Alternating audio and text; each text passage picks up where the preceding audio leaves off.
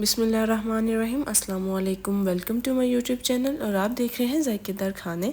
उम्मीद है आप सब खैरियत से होंगे, खुश होंगे, आबाद होंगे। आज हम आपके लिए लेकर आए हैं बहुत ही मज़ेदार सी भुनी हुई माश की दाल की रेसिपी। उम्मीद है आपको हमारी ये रेसिपी बहुत पसंद आएगी। सबकी अलग रेसिपी होती है कि मैंने कहा क्यों ना अपनी भी आपके साथ माश की दाल की शेयर की जाए। उम्मीद है आपको हमारी ये रेसिपी बहुत पसंद आएगी। वीडियो को एंड तक लाजमी देखिएगा रेसिपी को जानने के लिए। और अभी तक आपने हमारे इस चैनल को सब्सक्राइब नहीं किया तो कर लें और बेल आइकन को क्लिक कर लें ताकि न्यू से न्यू वीडियो हमारी टाइम टू टाइम आपके साथ शेयर हो सके। आते हैं हम अपनी माश की दाल की रेसिपी की तरफ।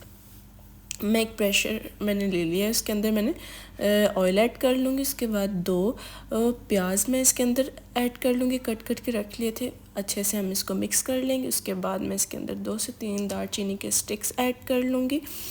अच्छे से इसको भून लेंगे, प्याज ब्राउन कर लेंगे। और 1 टेबलस्पून जिंजर गार्लिक का पेस्ट मैं इसके अंदर ऐड कर लूँगी और इसको अच्छे से भून लूँगी। 2 मैंने टमाटर कट करके रख लिए थे और एक से 2 हरी मिर्चें हम इसके अंदर ऐड कर लेंगे। अच्छे से इसको हम भून लेंगे।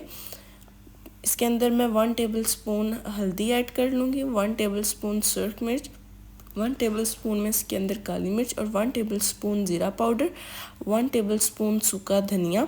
उसके बाद 1 टेबलस्पून नमक हस्ब जायका ऐड कर लेंगे और इसको अच्छे से मिक्स कर लेंगे।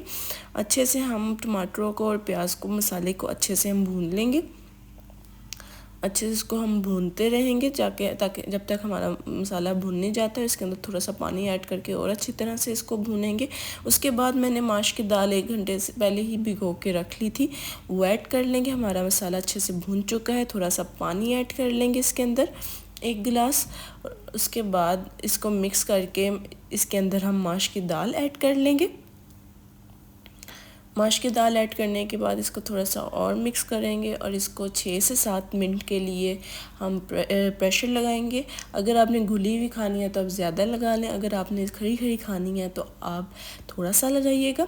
देखिए माशाल्लाह अल्हम्दुलिल्लाह हमारी माश की दाल गल चुकी है। अब इसके अंदर मैं थोड़ा सा धनिया ऐड कर लूँगी।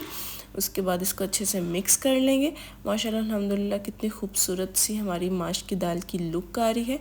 अब इसके अंदर थोड़ा सा मैं ज़ीरा पाउडर थोड़ा सा और ऐड कर लूँगी और इसको अच्छे से मिक्स कर लेंगे। और थोड़ा सा अदरक मैंने लंबा कट करके रख लिया था, वो ऐड कर लेंगे। हरी मिर्ची ऐड कर लेंगे। देखिए माशाल्लाह अल्हम्दुलिल्लाह कितनी खूबसूरत सी हमारी माश की दाल तैयार हुई है। अब इसको रेसिपी को ज़रूर ट्राई कीजिएगा और हमें कमेंट बॉक्स में लाजमी बताइएगा आपको हमारी ये दाल की रेसिपी कैसी लगी। उम्मीद है आपको बहुत पसंद आई होगी। बहुत ही मज़ेदार है खाने में भी। अब इसको ज़रूर ट्राई कीजिएगा।